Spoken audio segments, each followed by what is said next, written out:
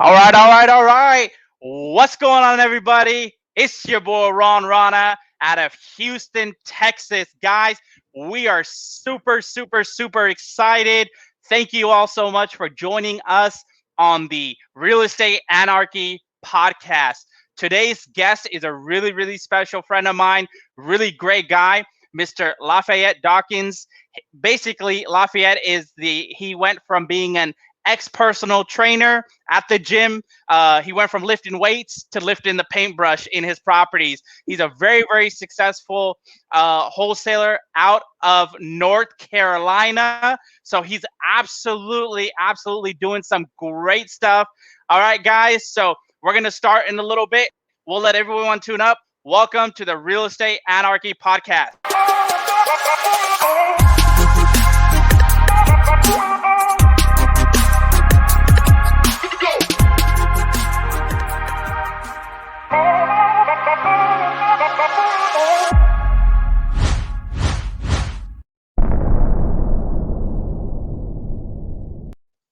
Boom. All right, guys. Lafayette, hey, welcome, brother. Welcome to the Real Estate Anarchy podcast. We are super excited. I hope I gave your introduction, really well. You went from being a personal trainer, you were lifting weights in the gym, and you're now lifting paintbrushes in your flips, in your properties. So without further ado, let's go ahead and get the show on the road. Lafayette, welcome once again. Tell us a little bit about yourself, who you are, and what you do, and why are you on the show here today? Man, brother, man, I appreciate it. Listen, man, that intro was fire, man. Look. I appreciate the opportunity for being on the podcast. I really do, man, because you didn't even have to reach out to me. So I got nothing but love for you, bro. Thank you. Much appreciated. I like to only interview underdogs on my show. You are the underdog of the underdogs. I know trust me, you've come up on my radar a couple of times. I've seen a lot of your good stuff.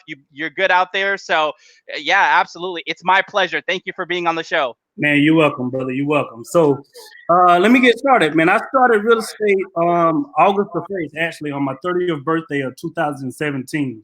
And to be honest, bro, like I'm gonna just be 100 with you. Like I was at a low point at that point. That was my second time.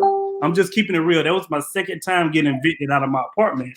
And I found real estate. Well, real estate found me through a scam. It was crazy because I was personal training at the time, and I had ran across this lady.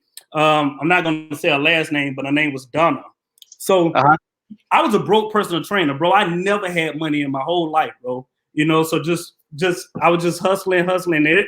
And everybody know if you personal training, you ain't making a lot of money, especially like in South Carolina, because that's where I was living at the time. So, awesome. Bro, I mean, I was so broke, man. I was training people out my apartment gym. Like people wouldn't show up on time. I would literally have to beg people to give me $25 for an hour for me to train them. But I wasn't tripping because, like, bro, I love helping people get in shape. Like that's awesome. What I love to do. So, passion. I call passion. Super passion, So long story short, I ran into her from a friend who introduced me to her, and I was training her. I remember it like it was yesterday. I was training her for about 3 weeks. And at the time, bro, I was so broke, I didn't even have no damn car.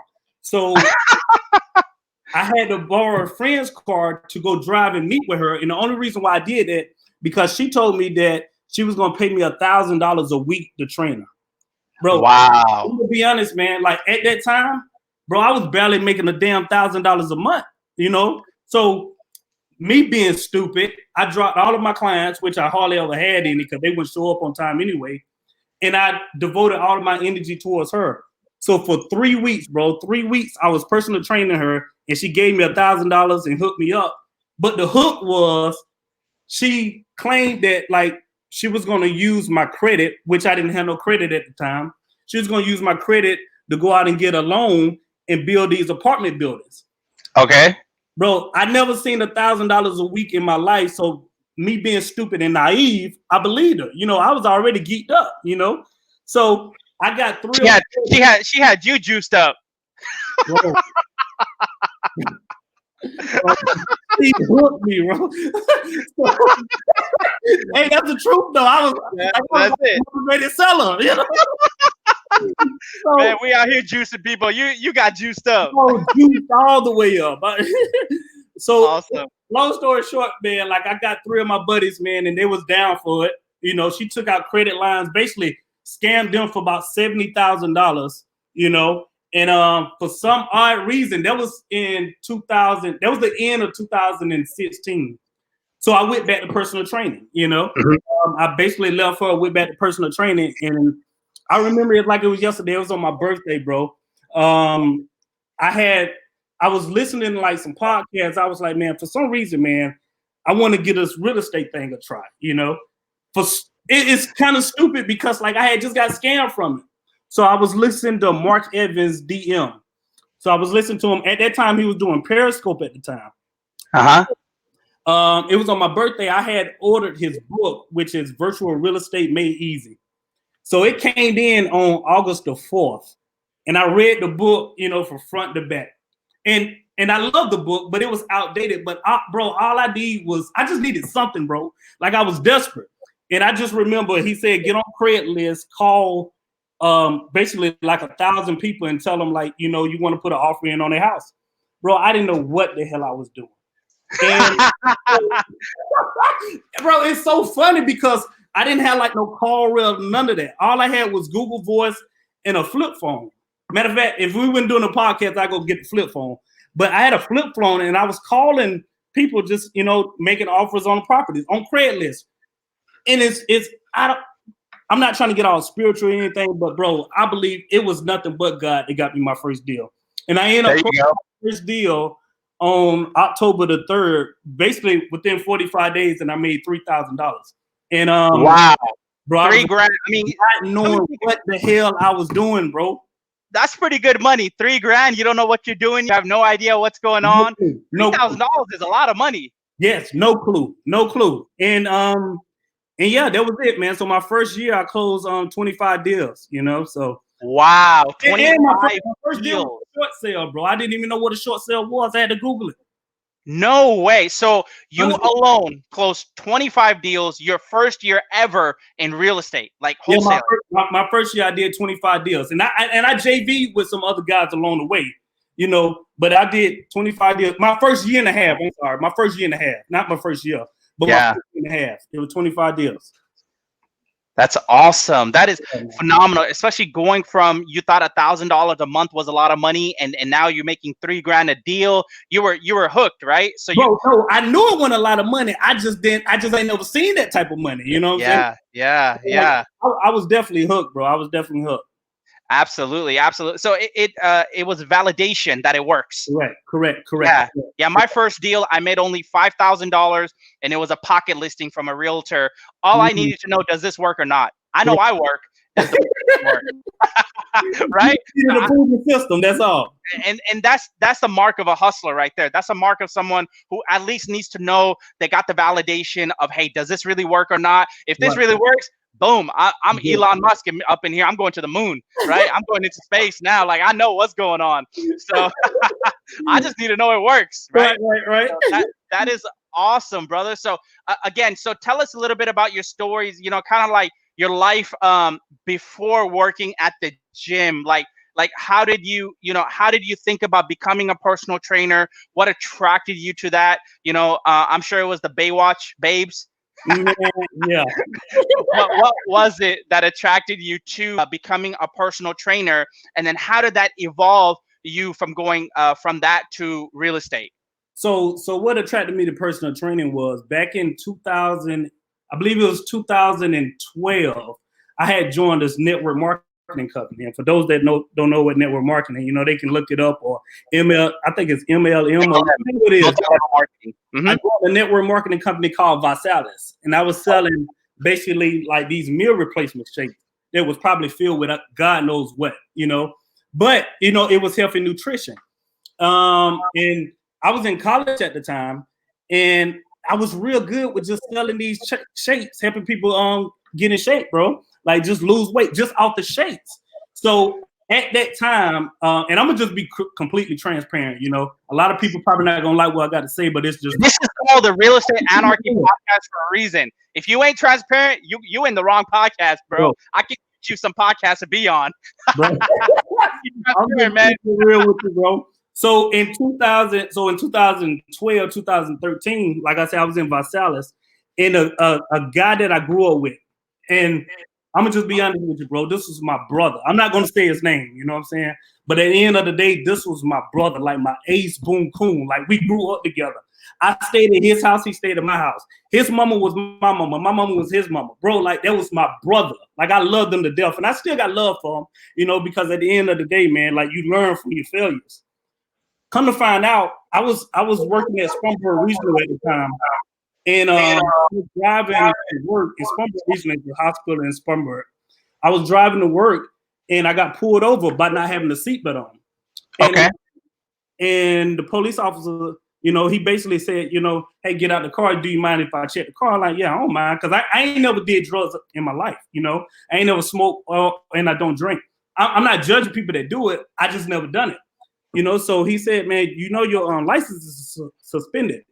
What you mean they suspended? He's like, you got a simple possession of marijuana charge on your record. I'm like, bro, you crazy, man. Like how many people would say like you crazy? So he ended up believing me. You know, he ended up driving me to work, and come to find out, my homeboy for where I grew up with had used my name and got a simple possession of marijuana charge on my record. And he was supposed to show it to court to go ahead and say that it was him. He didn't show it to court. They ended up suspending my license for 6 months. Granted, I was still in college at the time. So this was in 2012, entering 13. They suspended. Wow. Okay. I'm like, bro, like I gotta graduate. You know, because we taught go to school, get good grades, go to college, and graduate. That's the only way you're gonna be successful. At least that's how I was taught. So I'm like, bro, I gotta graduate. My dumb ass kept driving to college. Man, I got ended up pulled over 3 times, and they took my license for 4 years. And the only reason I stopped driving was because they said, Lafayette, if you get caught again, you got to do 90 days in jail. And your boy, I'm not going to jail, bro. So at that time, my car had got repossessed. So I'm like, I'm not about to keep paying a payment. You know, that's where the credit started going down here. I'm not about to keep paying a payment on a car where I can't drive. So I started going to the gym. And as I was walking to the gym and selling these shakes, bro, like I started falling in love with the gym because I always been an athlete. You know what I'm saying? There you go. I played football and stuff. So I would walk to the gym and work out, and people was like, yo, do you mind helping me work out and stuff like that? And that's how personal training came along, man. You know, by walking, because I had got my license taken for 4 years, but I'm legit now. Yeah, I ain't riding dirty no more, bro. That's awesome. Not riding dirty anymore. Absolutely. Yeah. And that's the beautiful part about it, right?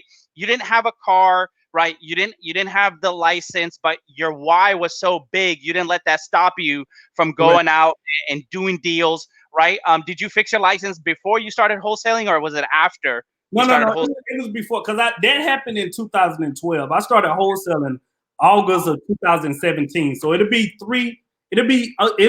going on 3 years in wholesaling in August. Awesome. Good stuff. So absolutely. And it's important, right? So let's get on to the questions now. Guys, if you have any questions, a lot of our viewers, we've got tons of viewers who are logging in now. They are dropping their questions. So if you guys have questions for Lafayette, right, make sure you're dropping them in the comment section. So Lafayette, let me ask you, how has COVID-19 affected your business in today's market? Man, honestly, well, let me rewind. I appreciate you saying that, but I don't really have a business. You know, I don't have a business. I'm just doing deals. I'm a truthful guy. You know, I'm just keeping it real. So I don't have a business. I am just doing deals. Like I do about 1, maybe 2 deals every month. You know, on a good month I do 2. You know, I may skip a month here and there. So yeah. And for those that don't know who got a business, I mean, saying like why I don't have a business. Like if I stop doing what I'm doing, like my money, I'm not gonna get paid. You know, I don't got people like working with me, you know, to help me grow the empire. So how has it affected me? Bro, to be honest, it haven't, man, because my main marketing channel comes through bandit signs. Oh, I love it. Man, Let me stop. The best paralegals in the world, man. My attorney just logged on. I see him. Adam, I see you, brother. Oh, Diane just logged. Listen, they have helped me and bailed me out tremendously. I got nothing but love. Shout out to Wilkes Law Firm. I love those people over there. That's why I close. Listen, to make sure I'm legit, they can tell you I close deals. They're my people. Oh, well, Adam Moses, thank you for tuning in. Absolutely, awesome, good stuff. We got a lot of people dropping comments right now, so we're gonna go through those in a little bit. So Okay, you touched on one point, right? You don't have a business, and that's absolutely okay. Yeah. Ask guys like us who have an actual operation, who have overhead, who have cost, who have employees, who have electricity bill, rent's coming up due. Not only my house rent, not only my house mortgage, but the office rent is coming up. A lot of the stuff, like you gotta be ready mentally, and your pocketbook's gotta be ready too, because it starts creeping up there. When you start spending 18, 20 grand a month just in expenses, man, that's not even marketing yet. You're talking about payroll, expenses, like it's crazy. It does.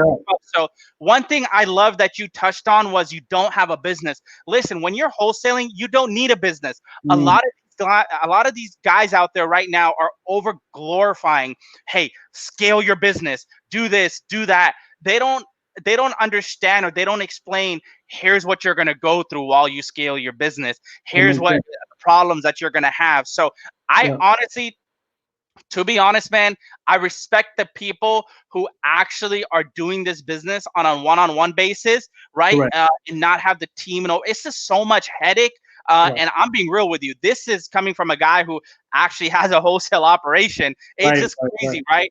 That given said, you're doing, on a deal by deal basis. So are you doing a lot of JV deals in your market? Are you working with some of the, some of your friends out in the market? So tell me about that. Yeah, so I do a lot of JV deals, man, and it really depends on what's a lot, because what's a lot to me ain't a lot to you, So, but I do JV deals with some guys out here, man. I want to send a shout out to Patrick, man, Patrick Morin.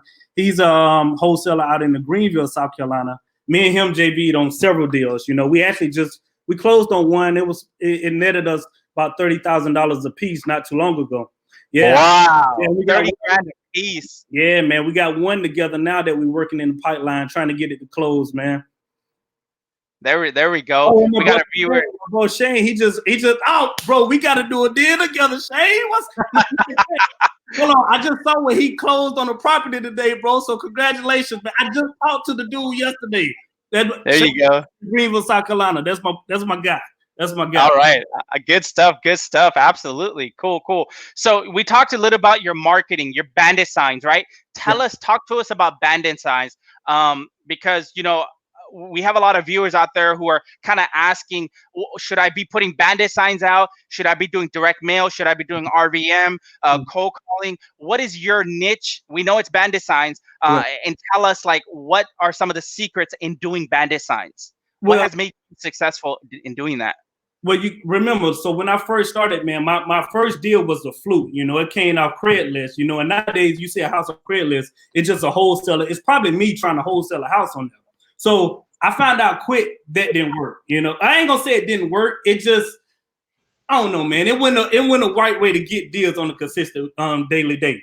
So bandit signs, man, they was cheap, man, and that's what I started with. So I started with bandit signs, and I would get the white sign, and I would just write out "We buy houses," put the number on it, and I get a lot of questions about it because people be like, hey, at the end of the day, man, like, do you put them in hot markets? Do you put them in good neighborhoods? Where do you put them at? I say, bro, keep this shit simple, bro. You see dirt, you stick the sign in it. When you drill and you ain't done the deal, bro, just stick it in the ground. Like, you asking all of these questions, your ass ain't even gonna go out there and put the signs out anyway. You know what I'm saying? Stick it in the dirt. And then, I know what you mean. You know what I'm saying? You the bandit sign king, so you get these questions like, so to answer your questions, man, like, you just got to be consistent, whichever marketing channel you do, whether you cold calling, doing direct mail, sending out ringless voicemails, all of these marketing channels work, but the question is, like, are you working the marketing channel, There you go. Absolutely, absolutely. And then that's the biggest thing right now, especially in this market. I get those questions all the time. I've had a guy ask me, should the ground be soft or hard? I'm like, what do you, who cares? What do you mean? Bro, come on, bro. Are you a geologist? Focus it stay in the ground, and if it don't stay in the ground, put it on the pole, bro. Like, come Put on. it on the poles. You know, we do a little bit of bandit signs in our market, right? Just a little bit. Humbly said, you know, we were doing around 10,000 a month. We were pulling the U-Hauls. Now that, you know, COVID-19 hit, we do a little half of that. So which is still not bad, because a lot of people are not out on the road now. They're not looking at signs because they're all at home. Instead, we shifted our bandit sign marketing to the web now. And then you and I have to have that conversation after this podcast. I'm gonna show you how to put a digital bandit sign up, which it's been phenomenal. And you don't get a call from the city. You know, the city's not calling you. Listen, I don't put the signs out. So if the city watching me, I'm not putting the signs out. I just answer the call. I'm just answering. He just answers a call. He working for somebody. We don't know what's going on. My hands is clean, brother. I love it. I love it. Absolutely. You know, it's funny because we got the city on speed dial. We send them a gift Christmas card every year. So we love them. They love us. They know who we are, you know, and stuff like that. So speaking of the city, man, let me tell you this quick story. Because like a guy, they'll be like, yo, what if you get fined and what if you get fined? Okay, let's just say the fine ain't number $500 to $1,000. Bro, if you get $10,000 spread, who gives a damn about the fine? Just pay it, bro. It's the cost of doing business. That's it. That's all it is. That's a huge gem alert right there. A lot of people worried about a $500 fine where they don't, you know, they're walking over dollars to pick up pennies. I totally agree with you, man. Totally agree. Absolutely, absolutely. So we got a few other good questions coming up right now. Now, I wanted to also ask you, you know, especially right now during COVID-19, have you shifted a little bit towards cold calling? I haven't. Not yet. Well, I mean, I can't say I haven't because I do driving for dollars, and I have done some cold calling. You know, but mainly, like I say, my main marketing strategy is bandit size. You know, okay, awesome. Like probably 3 or 4 deals off cold calling, but not that many. Awesome. Let me ask you, how do you structure yourself as a authoritative figure when you're dealing with sellers during COVID-19? Because a lot of the sellers think that they have, quote unquote, the upper hand when they're talking to an investor like us, right? Oh no, the market said my house is worth, you know, $500,000 when your house is worth like 60 grand, lady. You know what I mean? So how do you educate the consumer? How do you go about, like, what are some of the tips and tricks that you use with your sellers? I do. One of my big tip that I do, and it can kind of be sarcastic, but like I come from like nothing but love, you know, and I'll be like, at the end of the day, if you tell me your house is worth 300,000, Zillow say my house is worth 300,000. I say, Mr. Seller, man, last time I checked, Zillow ain't never bought a house. You know, I never seen Zillow come to your house and buy your house, you know. So I do try to educate them as far as like what the house is worth. But at the end of the day, I'm not trying to force you to sell your house to me. So if you feel like your house is worth 300,000 and it's only worth 150,000, at the end of the day, that's your house. So you got the right to keep your house. So I'm not going to try to force you to sell me your house. You know, at the end of the day, I'm just not like that. You know, I mean, at the end of the day, it is sales. But at the end of the day, like, you're a grown person, you know, that's your house. So if you don't want to sell it to me, I mean, it's cool. Yeah, I have no problem with that. But that's a huge gem. Sellers that I have bought. Well, I have assigned 2 properties just off referrals from closing on the seller house. You know, so I think that's a huge gem, because at that point you become a problem solver, not a salesman. And you tell people, listen, I don't need to buy your house, right? I do this, you know, we're local investors. My partner and I just do this. We're not here to make $1 million off of you, you know, but I can guarantee you we will close. Right, we will do this, we will do that. We'll make sure all the paperwork is on the up and up, and that's huge, especially in this market right now. A lot of people don't understand. Like, people take the salesperson approach to try to pick up these houses, and I've heard some of these, you know, wholesalers tell people, hey, you're going to lose your house right after this forbearance. Exactly, bro. I was like, who am I? I'm not God. Who am I to say you're gonna lose your house? You know, if you can get more, you know, go list it with a real estate agent. I know you don't want to do that, but I'm gonna say that, you know, maybe you need to put it on the MLS. It may sit for 6 to 7 months because of the coronavirus, but that's okay. I'm pretty sure you got enough money saved up that you can wait it out 6 to 7 months. Even though you probably know in the back of your mind they don't, because if they did, they wouldn't be calling my bandit sign, bro. You have to be, it gotta be some motivation for you to look on the side of a road and call a sign. You don't even know who's behind that sign, you know? So absolutely. I know 9 times out of 10 you're not, because you called me. Absolutely. And that's the biggest, I think that's the biggest gem right now, especially in this market, because a lot of wholesalers are feeding fear to these sellers and they're not getting the deals, because guess what? The sellers start second guessing themselves. They start, you know, wholesalers would talk themselves out of a deal. I've seen it time and time again. All the time. Cool. So let's talk about your market, North Carolina. All right. So what are you doing out in North Carolina? How is the market treating you? I know there's a lot of big players out in North Carolina, right? One of the, I like to say, you know, one of the best players, although you're a great player too, right? One of the best guys out there.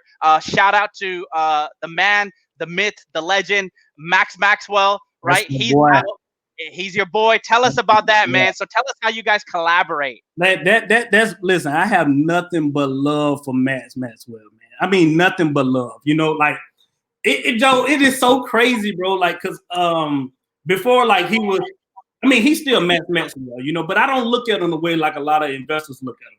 You know, I look at him like that's my dude. Like I can call him right now. I know he'll be here for me. So I met Max 2018 at his 3rd meetup. He was doing like little local meetups, and at that time I had did like there was the beginning of 18, so I had did like 12 deals at that time. And if you was doing pop-ups. Was it a pop-up? Well, no. It was before pop-ups, because when at that time if you did a pop-up, probably wouldn't nobody show up, because like he didn't brand himself how he is now. It was meetup, you know. And I met him, and bro, like I would drive. That's when I was living in South Carolina, so I would drive from South Carolina to Winston-Salem, North Carolina, which is like a 2.5-hour drive. And I would stay the night at a hotel once I'd be up there. And bro, we just started talking, man, and it just became like brothers, like real good friends, like the homie. Like we would talk about, I mean, it won't even be real estate, you know what I'm saying? Everything.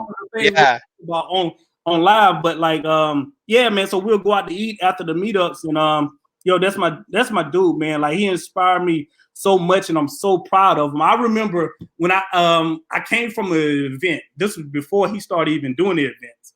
So I came from an event, and I went to the meetup, and he was like, bro, like after the meetup, he was like, man, listen, man, you think I could do an event like that? I was like, bro, I'm gonna just be honest with you. You know, you got the juice. You know, God put you here for a reason. Like you are that dude that need to lead the way.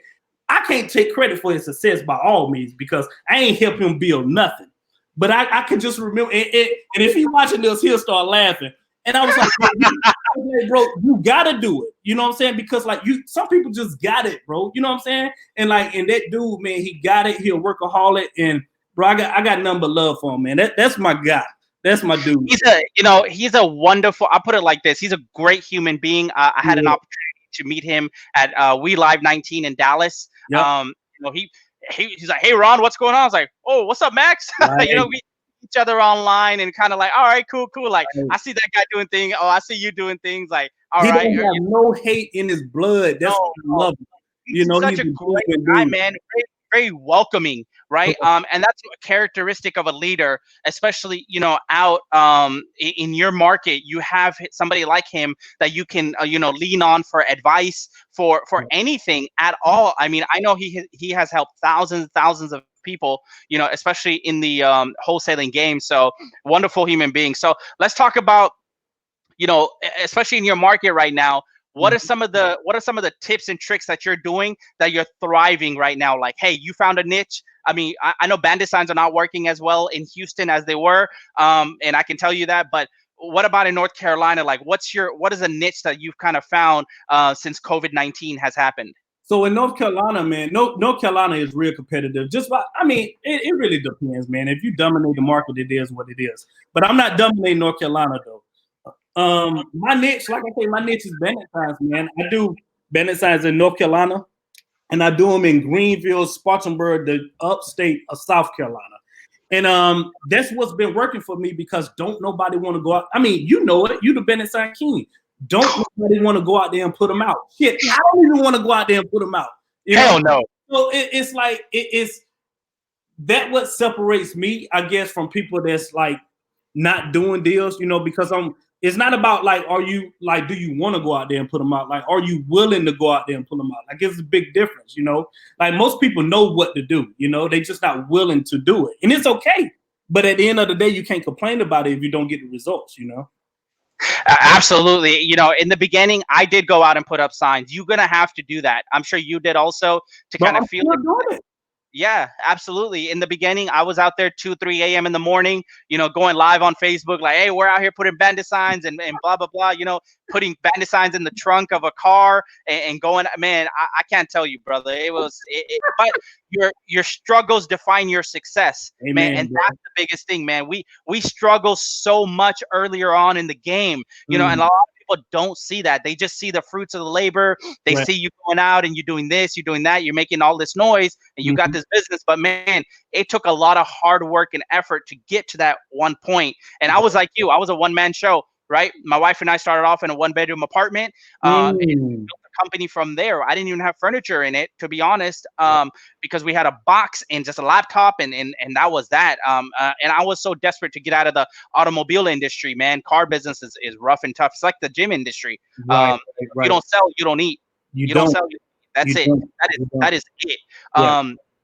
I did that for a long time, and it's taught me the hustle and the grit. And a lot of guys like you and I have that hustle and have that grit to go out and put out bandit signs, because we don't you know, we're not here with excuses, right? We're not depositing excuses in our bank account. We're going out depositing checks, and that's what really pays the bill. And a lot of these guys think wholesaling is easy, right?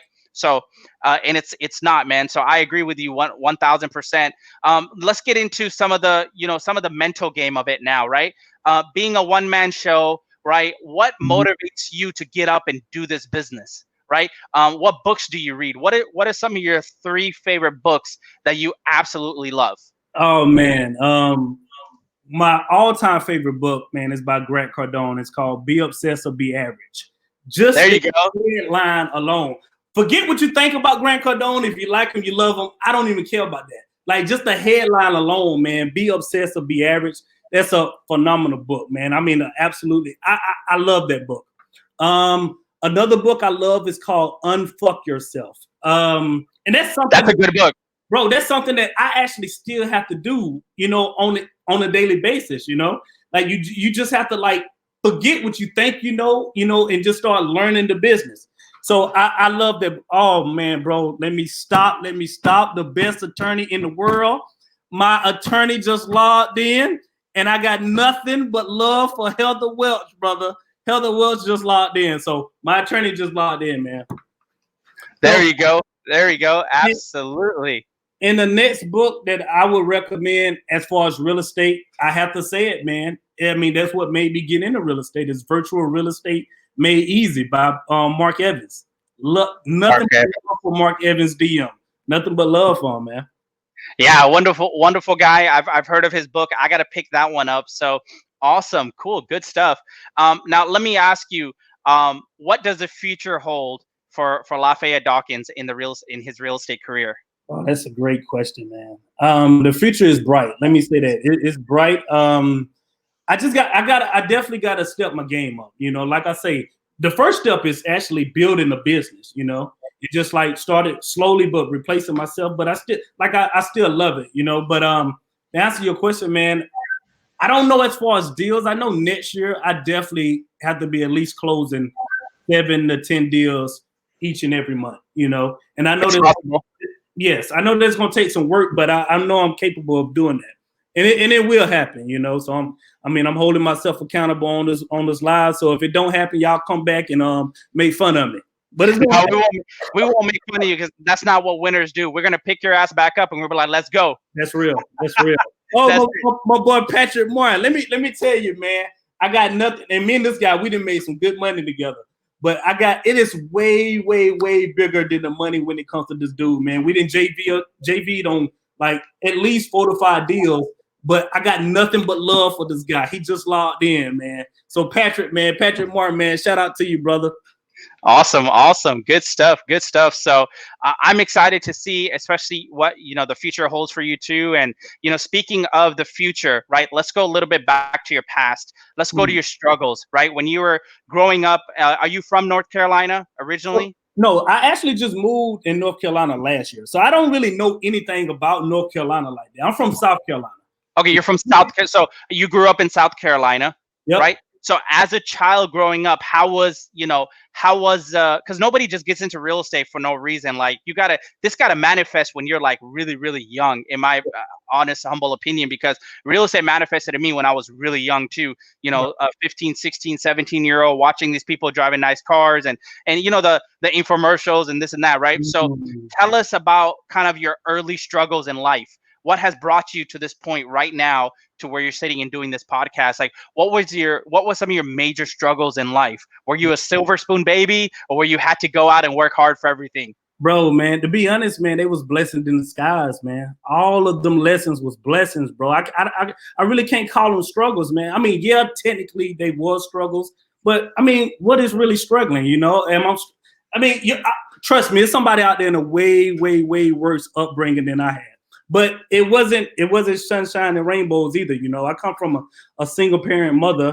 I got nothing but love for my pops, but he was never in my life. Like I didn't grow up with a dad, But that's my dude. We have we don't have that father-son relationship, but that's my guy, So I never was that person that would blame, oh, my father was never in my life. Because I always say you can't miss something you never had, So I don't know what it's like to have a father being in my life, teaching me and guiding me the way. But I'm cool with that though, because at the end of the day, you just got to make the best out of it. If you don't know nothing, if you never had it, you can't miss it. That's how I looked at it, But I agree 100%. My mother, man, I got nothing but love for my mama, man. But she never made money in her life. My mama probably ain't never made more than maybe $18,000 a year, So I grew up with the food stamp, with the Section 8, with the lights get turned off. I know that sounds so cliche, but I can remember days where forget a washer and dryer, because my mama couldn't afford that. I remember forget going to the laundromat, bro. I'm talking about when my mama would have to wash clothes in the sink and dry them on the line outside, Yes. That taught me a lot though, because it taught me she always taught me how to keep my room clean. So I never really asked her for anything because she never really had anything. To be honest, man, I never really got money from my mama because she never really had it. So I would do things not in a drug related way, but I would hustle as far as playing cards and do stuff like that just to help my mama pay the bills. And but I wouldn't take that back for nothing, bro. I wouldn't take that back for nothing. So and my uncles, I love my uncles, man, but my uncles was drunk when I grew up. I had my uncle Jerry and my uncle Connell, and they great people. Thank God both of them changed their life around, bro. Because and they've been sober for 20-some years. You know what I'm saying? But I never really had, and I think that's probably why I don't drink till this day, because I remember on holidays like Christmas and Thanksgiving, have to slam them in the bed, when the family together, because they was drunk and passed out and all that bullshit. So I never really had somebody to take me under my wing, But it's cool though, it is what it is. And now I feel like I gotta take people under my wing, like I do my mama. There you go. Absolutely. That's a huge thing, man. Your story is what defines you.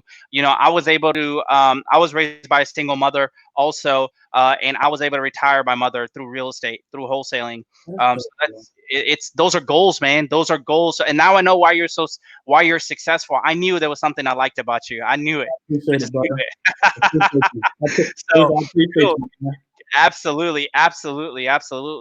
And that's the biggest thing. So we have a bunch of comments. Love it. So it looks like, here we go. So you got someone who wants to send you a deal out in North Carolina. They're going to need help selling it. So that's my guy. Hey, listen, and when we close it, man, we're gonna kick you back some money, man. Because gotta show love to you, brother. Nah. You don't, man. Not at all. Again, successful people love and thrive on other people's successes, man. And that's all I want to see is people winning. You know, hey, one door opens, many doors in life. So cool, good stuff. So let's talk a little personal now, man. What's up with the girlfriends? How many you got? Like, real estate got a lot of money. You got the females. What you got, bro? No.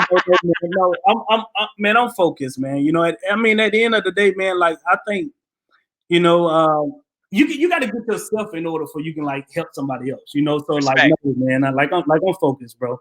Like it's just real estate, and of course, I love going to the gym. You know, that's my thing. Respect, absolutely. I don't have no kids or anything like that. Nah.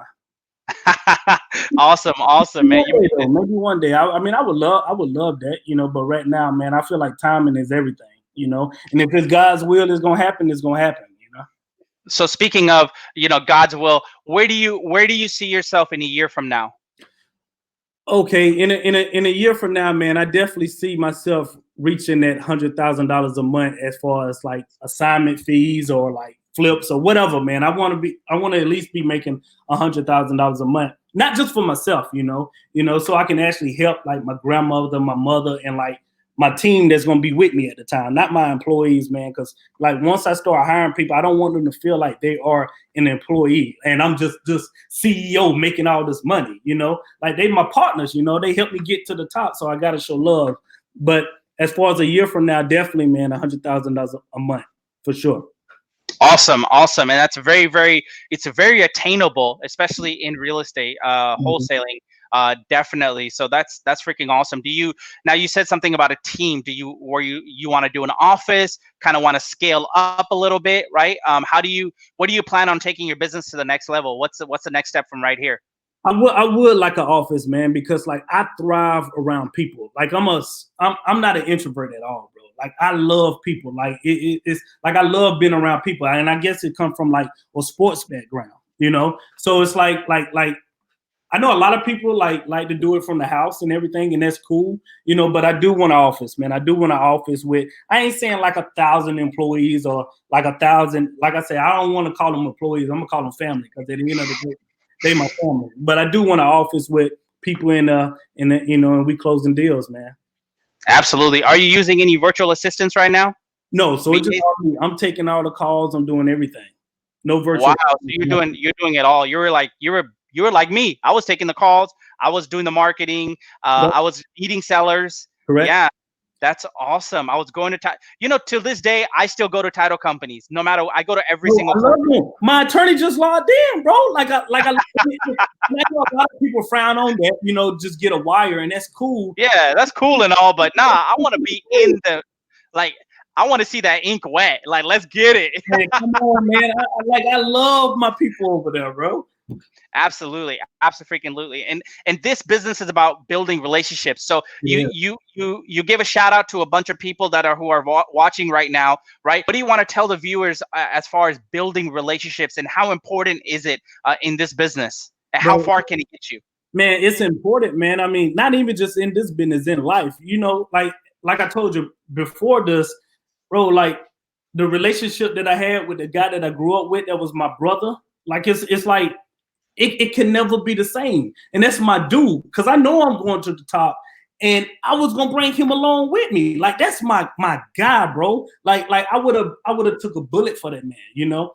So relationship building is critical, bro. And it is all about collaboration. I don't look at people as competition. Like I'm in a race alone. It's a race against Lafayette Dawkins. It's not no race against Maxwell, you know. It's not no race against you. It's not no race against nobody. I'm just alone in the race on my own journey. And I just want to collaborate with like-minded people, you know. Not everybody, because everybody you don't need to collaborate with, and they don't need to collaborate with you. You know, it's vice versa, you know. But I want to collaborate with people that's like-minded like me, you know, and adding value, not just, oh, let me hang around Ron because he's doing 18, 25 deals. Hey, can I pick your brain? Can I take you out to Starbucks for a fucking $5 coffee? It happens. It happens all the time. It happens all the time. We give you all of this information, and 9 times out of 10, you don't do nothing with it. But what are you giving him? You know what I'm saying? What are you doing for him?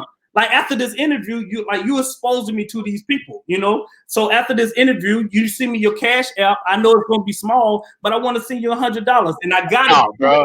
no, Nah. I gotta do it just for love, because you didn't have to reach out to me and do this interview. You reached out to me, bro. Like, you're doing way more deals than I'm doing. You know what I'm saying? Like, I looked up to you when you was doing the Steve Train video with the bandit signs. I'm like, bro, like I got a book with your name in it. I'm like, that's somebody I look up to. You know, so Dude, have you? Thank you, man. That's a lot of love. Enough about me, bro. This is not, listen, this is about you. Thank you, man. You really, really, really, I really appreciate having you on the show. And I knew you were a true underdog. I've been, you know, I have you on social media. I see you doing things, you know, and you're doing great things. You're helping people out in your community, right? You're doing a lot of good stuff. People love you. The people around you love you. You have a great aura around you. And that's the biggest sign of a leader. You are a true leader, man. And I can see you going from doing 2 deals a month to doing 20, 30, 40 deals a month, because you are that type of leader. And it takes someone as strong like yourself to get to that position. So hats off to you for attaining all this success. You know, even though you're saying it's only 1 or 2 deals a month, no, man, these deals are fat. You could literally make 100 grand off of 2 deals a month, like 50 grand a pop. You can, people can do it. And that's what this is why I only want to interview underdogs, people who are, you know, out there doing the business, who are not worried about you don't make a lot of noise. Like, you're really silent. Like, you're a silent. Though. Mats have told me that, bro. I don't talk about real estate, and not to cut you off, but I think I got no, you're not. Go ahead. Limited beliefs in my mind, you know, because I still look at myself as Lafayette being this broke ass personal trainer to like making money, you know, like it's just, I don't know. I got a lot of work I have to do with my own self. I do know that, you know. I do know. Absolutely. So Robert says, don't want you to think I fell off the wagon. I was concentrating on helping my wife graduate college. She graduated today, right now. Now I'm back on my hustle. You're a big inspiration, bro. There you go. Keep going. Keep going. My biggest advice to you, Lafayette, is keep going. You never know who you are inspiring. You never know. There's going to be haters out there. There's haters at the top. There's haters at the bottom. There's haters at the middle level, right? If they ain't hating on you, you're not doing something right. That's real. That's real. That is it. That is it. I welcome the hate. People say, man, Ron thinks he's doing this, he's doing that, and shit, look at him. He's trying to do all this stuff. Nah, bro, I welcome it, because guess what? I got my blinders on and I'm focused. Like, I want to be focused, right? At the end of the day, I want to be able to provide my family with a lifestyle, because this is about a lifestyle. This is not about, I grew up in the hood, single mother, raised all 4 of us. I got almost the same story as you. I mean, one way or another, a lot of the people who are watching this show right now are in your position, are dealing with what you're dealing with when you were back then, right? And you just never know who you are inspiring. And absolutely, you are you're very humble. And that's a trait of a great leader. I would actually recommend a book that I picked up the other day, and I'm going to send you a link to the Audible by Curtis Jackson, 50 Cent. Hustle harder, hustle smarter. He talks about people who are smarter than him, but talk themselves out of a deal, that talk too much, like they don't know what to do next. Or it's a phenomenal book. It just came out a few days ago. Man, that guy's a killer. Like, he knows what he's talking about. Mad respect for 50 Cent, man. Good. He's a great inspiration. So moving on to our next question. I know we talked about marketing a little bit. You know, we talked about kind of your market a little bit too, and stuff like that. Are you going to be virtually wholesaling? Because that's like that's what people talk about a lot. What are your thoughts on virtual wholesaling? Bro, I love it. My first deal came from, bro, when I tell you I didn't know what the hell I was doing, my first deal was virtual wholesaling. I was living in Union, South Carolina, and the property was in Anderson, South Carolina. And I never seen the buyer. I never saw the seller. I never even seen the property. I still, to this day, I don't even know how the house looked. You know, so I'm a bit like, remember, the book I read was Virtual Real Estate Made Easy by Mark Evans. So I got in the game virtual wholesaling, you know. Now, most of my deals, I have actually seen the properties now, but virtual wholesaling is a real thing. Like, you don't have to meet the buyer. You don't have to meet the seller. You don't even have to see the property. You just got to put the pieces together like a puzzle, you know. and you don't even got to know what you're doing, bro. You can still make money. I didn't know nothing, bro. I didn't know nothing about no ARV. I ain't know nothing about no comps, you know. So I believe in virtual wholesaling. I really do. That's phenomenal, especially right now. People are thinking there's no deals out there during COVID-19. That is absolutely not true. There are abundance of deals. So let me ask you your opinion on this forbearance that's happening right now with big banks, right? Because we are going to see the largest pre-foreclosure and the largest foreclosure in the history of the United States once COVID-19, once coronavirus settles. What are your thoughts in regards to, should a wholesaler be marketing right now? Should they wait 60 to 90 days? What should they be doing, or should they quit? What should a wholesaler do, especially how can a wholesaler take advantage of a market like this? Well, I mean, you know, at the end of the day, y'all listeners, listen to this. This coming from somebody that's doing deals but don't have a business, you know. So I believe you shouldn't turn the marketing off. You know, at the end of the day, you shouldn't. I got a deal locked up right now that's actually in foreclosure, but they can't foreclose on it. You know, so I believe there's still gonna be deals out there. You know, there's gonna be. I don't know, man. I mean, at the end of the day, you just got to get it cheaper. You know, you just got to get the property cheaper during a market like this. You know, you just got to get it cheaper. And you got to get tight with building relationships. Like you said at the beginning, like this is a relationship business. So you may talk to a seller today that they may end up selling into you 3, 4, 5 months from now. You know, but like you want to be seen. You know, you definitely want to be seen. I wouldn't turn the marketing off, but it's coming from somebody that only do bandit signs and driving for dollars. So if you're doing direct mail, I mean, I'm not the person that you probably want to be listening to. No, absolutely. No, and I have to disagree with you a little bit on that.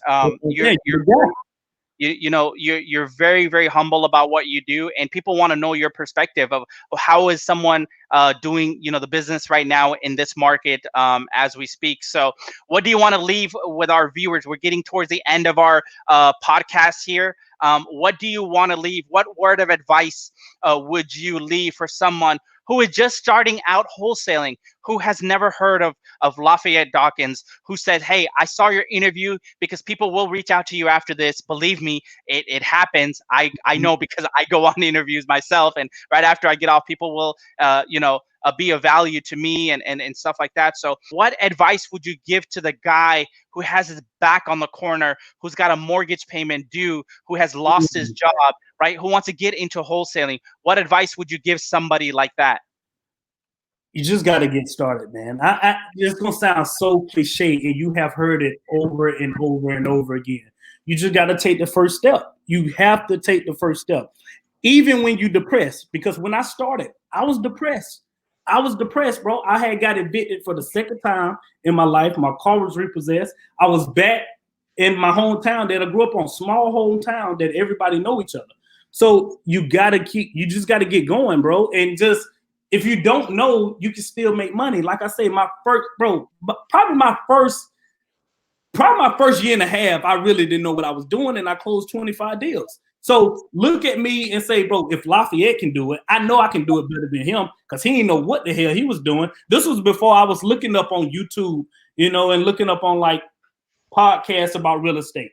You know, I was just trying to figure it out as I was going along. Like, I didn't know where to get a contract for, so I Googled it. Like, there's no excuse of not getting a deal when you can go on Google and go on YouTube and just type in the questions, you know? So I think if you didn't see real estate for about 2 to 3 months, you know, I think everybody know what to do, you know, they just not willing to do it, you know, and that's the big difference.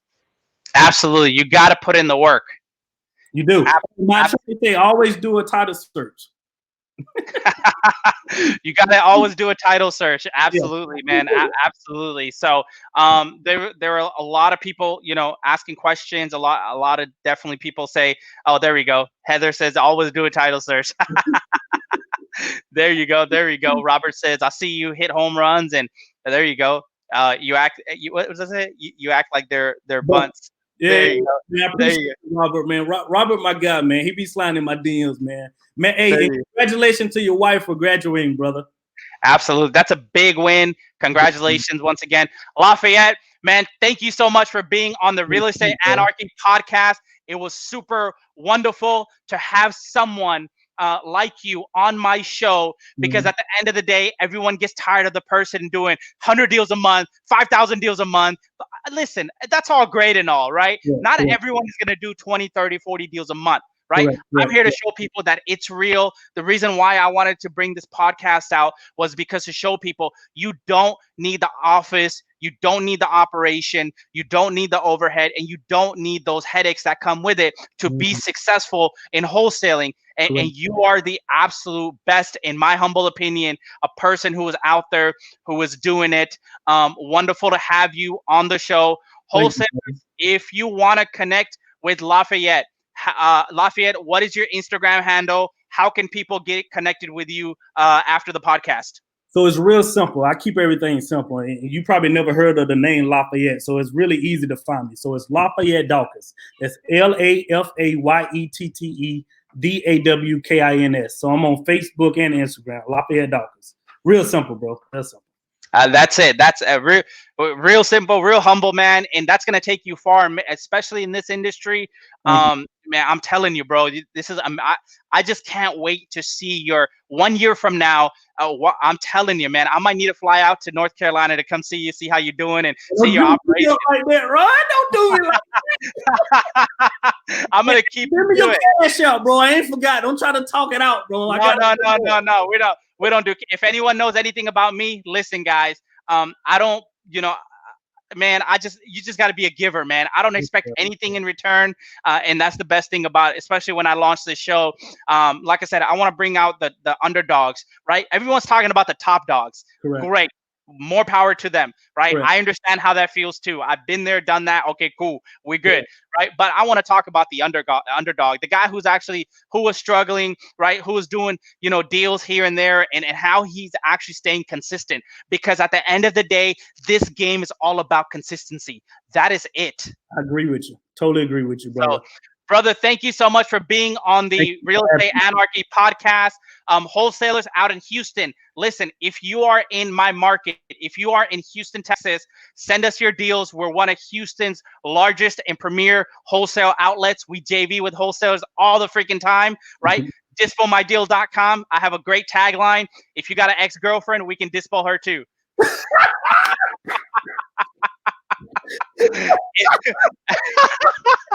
Absolutely, guys. Call Virtual's call center. We launched a call center in the Philippines. This is my family. Been with me for over 1.5 years. If you're looking for highly trained and skilled virtual assistants, give us a shout. I'll have my general manager reach out to you. Again, like Lafayette says, we treat our employees not like employees. We treat them like family. Either it's in town or across the world. And all these VAs have been with me for over 1 year. You're looking for a VA, hit us up. We partnered with Call Tools also. So if you go to callvirtualsdialer.com, 13, I believe it's 10-line dialer, amazing dialer. So you'll get a discount on that. Hit us up, guys. Listen, this game is all about consistency. Absolutely. Last but not least, runmycomps.com. We partner with PropStream. Wonderful, wonderful platform. We use it every single day. Last year alone, we did over 7 figures in transactions. Right, guys? So hit us up, hit up runmycomps.com. All right. Listen, you don't need to be a realtor to be successful in this. Shout out to all the realtors who are doing the business, right? But at the end of the day, this comes down to ethics and morality. As long as you have those two, you will be successful, right, guys? Lafayette, once again, bro, I really appreciate, man, you were actually one of my, don't tell all the other viewers, all the other guests, you were one of my favorite guys to interview because you are, I'm going to tagline you. You are the underdog of the underdogs. You're out there, you're killing it, you're doing it. Bro, I wish you all the best. Thank you so much for being on the show. Guys, if you have any last comments, any last questions, we're getting all the nuggets now, gems. People are saying thank you. Thank you. Wonderful, guys. Thank you. Thank you so much, guys, for tuning in. Lafayette, once again, man, thank you so much for tuning in. Everyone else, enjoy the rest of your night. All right, we'll be on later on, bring you guys another powerful guest. Lafayette, once again, thank you, brother. Man, thank you for having me, brother. I really do appreciate it, man. I really do. Absolutely. Keep crushing it, man. Keep crushing it. The comments won't stop. That's when you know you had a great podcast. The comments won't stop. So people are, there we go. Boom, boom, boom. So, all right, guys. Real Estate Anarchy podcast. We'll see you on the next one. Rana, Lafayette Dawkins signing out. Peace out, baby. Take care.